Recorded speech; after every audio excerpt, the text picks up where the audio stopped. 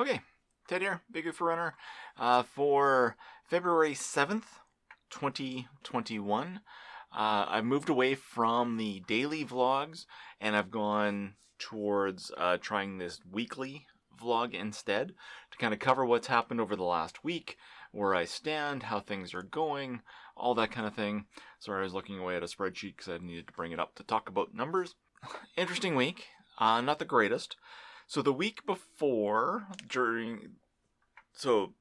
not this week, but the past week before, I lost about 4 pounds that week. Significant. This week, I've lost a half a pound. So what's happened? Why less? I don't think it's necessarily there's something wrong with the plan I have. I think I just went off the rails a little bit. Couple specific things that I need to kind of work on. A couple things that happened. So for the most part, I did get on the treadmill like 4 times this week. Did one of them was an actual full-on run for 4 miles. So that was good. And then today had some running periods and some walking periods. And I tried just, how fast can I run for a minute? That kind of thing and stuff like that. Just to see how far I've fallen, but also kind of shake the gunk out of the lungs. And I have to start working on that cardiovascular. So what happened? If I go back to, on February 1st, I was 256.5 pounds. And was 256 for 2 days before that, 256 the day after that, and now I'm 255.5. I did get up to 257 during the week. What basically happened, if I look back at it, is there's a few different things that happened. I think not having the daily vlogs has kind of prevented me from necessarily being as militant maybe about my diet. I have, done fairly well, but a few specific things where things kind of went off the rails and stuff like that. But, all my daily exercises, those were done. Where I stop work for about a minute and do, a set of arms or things like that. It was all done. Daily chin-ups all done. All that kind of stuff was all done throughout the week. No problems. There was one day I was scrambling at the end because I had forgotten, but I still got it all done, during the actual work day and things like that. And, like I said, of the 7 days I was on the treadmill 4 times, so not awful. So I am getting some exercise. I am doing the stuff. And in general, I ate fairly well. I was still doing the hard-boiled eggs and protein shakes for breakfast. One thing I noticed from last week I would, about an hour and a half after breakfast, I'd go have a couple pieces of bacon, just to get some more protein yet. And that would kind of take me right through to lunch with no snacking or anything. This past week I found that I wasn't doing the bacon. I forgot about doing the bacon. And, I'd maybe go have a bowl of popcorn. So not necessarily a bad snack, but if part of how I'm losing weight might be a little bit of the ketosis, going to the popcorn kind of breaks that period early. I don't think necessarily that's what's happening, but the bacon definitely makes me feel fuller longer, and I don't snack as much. So I think that's something I need to go back to, get a little bit more of that, and that'll help. Through this week as well, part of the issue for the diet and everything, I think, was, stress levels came up, so I was snacking a bit more than normal, which is never great, but, it happened. And then, kind of all leads back to a pizza, I think. So there was some pizza that my wife wanted to try that they had a full, essentially a carb-free pizza version. That she wanted to try that because she's trying a bunch of low-carb stuff right now. Not militant keto, but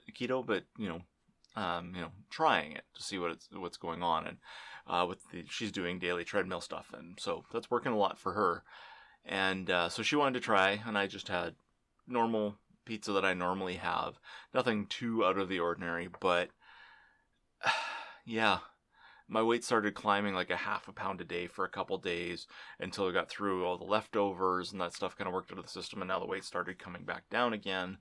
So that's something I gotta watch for. The pizza had so much carbs, and it just kind of takes a little while to get through my system, kind of backs me up, and it looked bad. It looked like I was going the wrong direction on the charts, and that was hard stuff to fight through mentally, which led to me, oh, I'll have a chocolate bar here. It's not that big a deal if I have this bottle of pop. Still no Coke in the house, and still no Coke, but oh, there's a root beer here. Maybe I'll have a root beer, that kind of thing. And so yeah, just kind of watching that. I also occasionally have a low carb beer, and I ran out of those. So I think this week I had a regular full strength beer, and that may have participated a little bit in a bunch of the climb as well. So that is what it is. But yeah, so now I know. That's one of the reasons I track all this stuff, is to try and figure out what's happened, what's working right, what's working not, and try and correct it. So what's happening this coming week? Well, I'll get this video up, and this coming week, going to start marathon training. I'm using a Hal Higdon novice training program. I've got that into my daily checkboxing stuff. I've got a spreadsheet that I will track my mileage on. I've got a bunch of things set up to make sure I'm doing my mileage, and I'll basically report back next week, and just kind of go from there on describing what I've been doing and what running I've been doing, and just keeping myself honest and seeing how that running is actually going, because there hasn't been a lot of running in the last while. So I need to make sure I'm tracking this properly, and basically I got to do it in such a way that I don't hurt myself, but I got to keep trying and keep doing this. So that starts this week. First run will be on Tuesday. Other than that, we'll still be doing the full hard-boiled eggs and protein shake for breakfast. Convenient, fast, easy.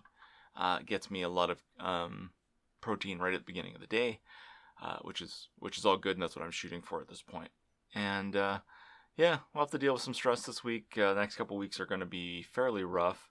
A lot of things going on, and a lot of stuff with some tight deadlines. So I'll have to watch for that.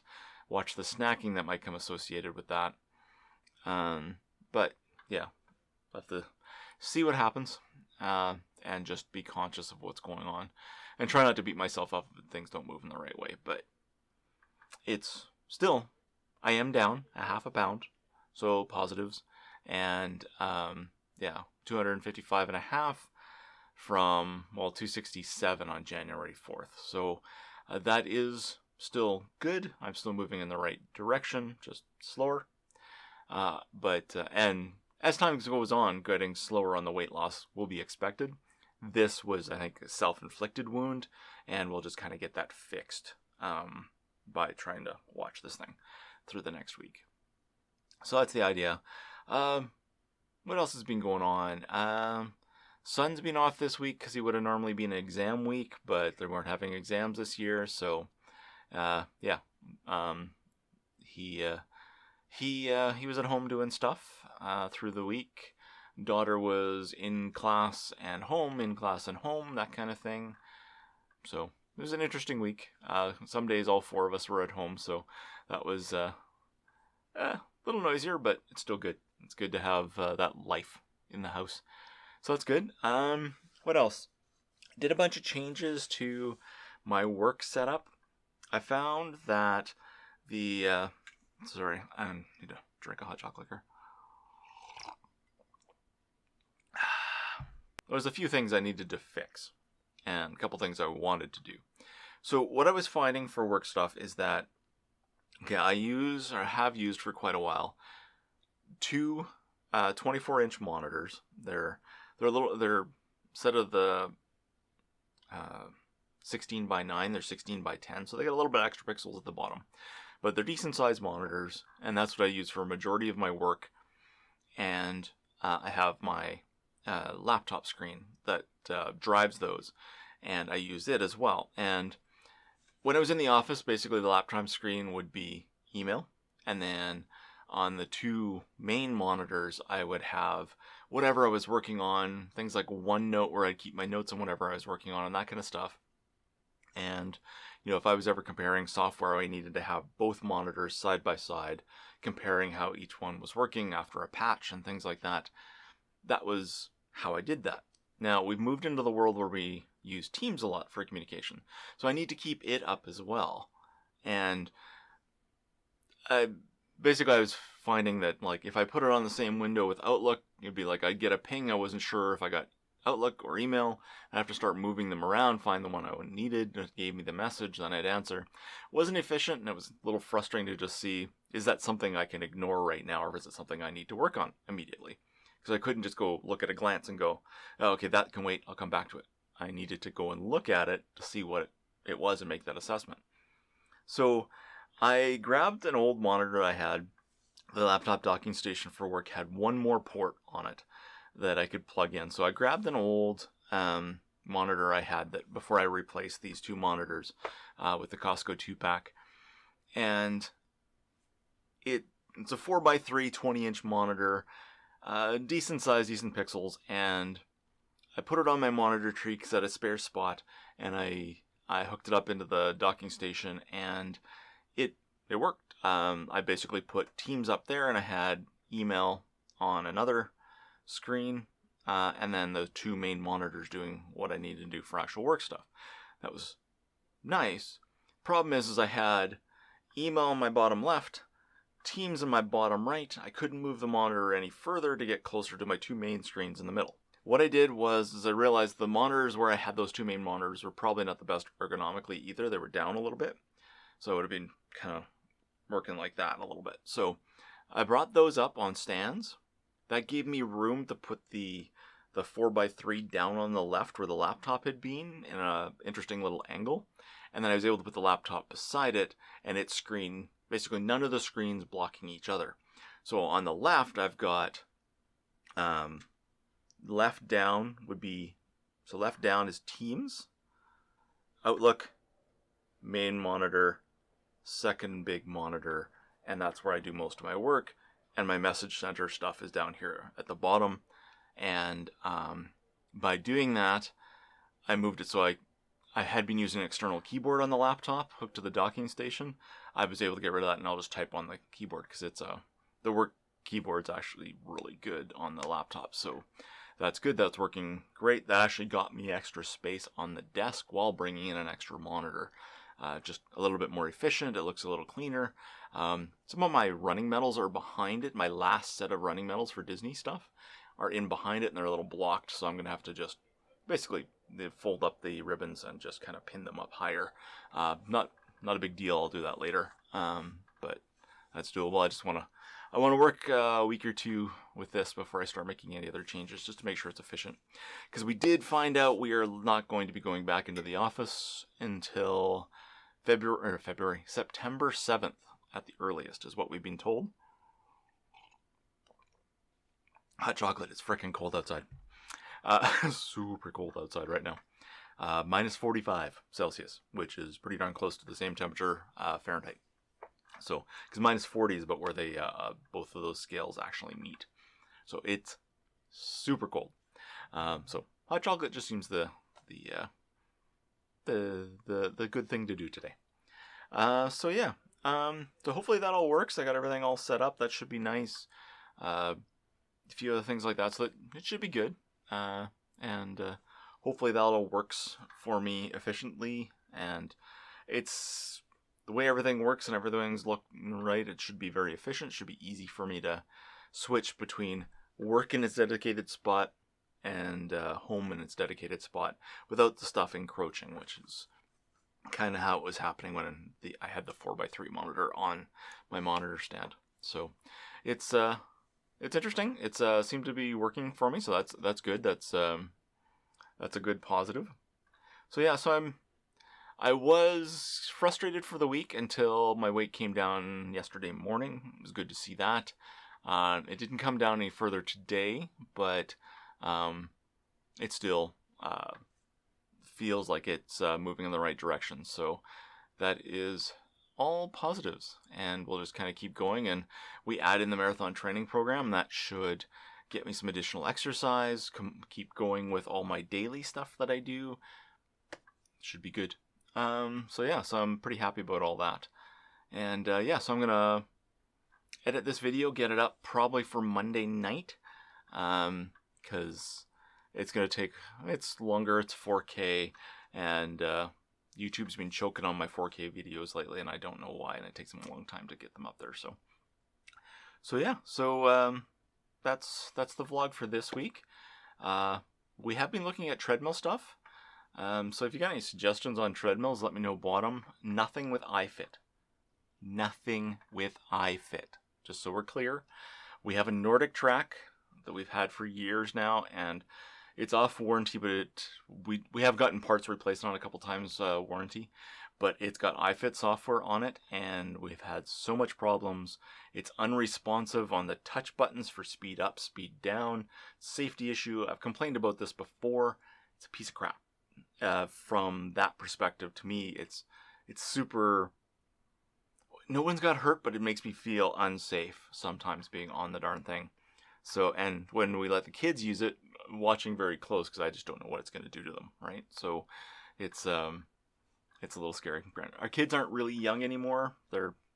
My son's, like they're 14 and 12. No matter how much I want to say younger dates, they're 14 and 12, and they can go on the treadmill. They can do it. Son's taller than me now at 14. And with his hair, which I don't have, we've had to pop a couple of the tiles on the drop ceiling in the basement above the treadmill so he doesn't bonk his hair, and so it doesn't get caught and stuff like that. So it's but we're looking for something else, something that'll be good and solid. I love the idea of the Pelotons. Way expensive. I love the idea of that solid track though.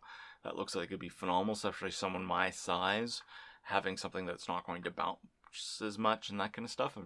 That looks phenomenal.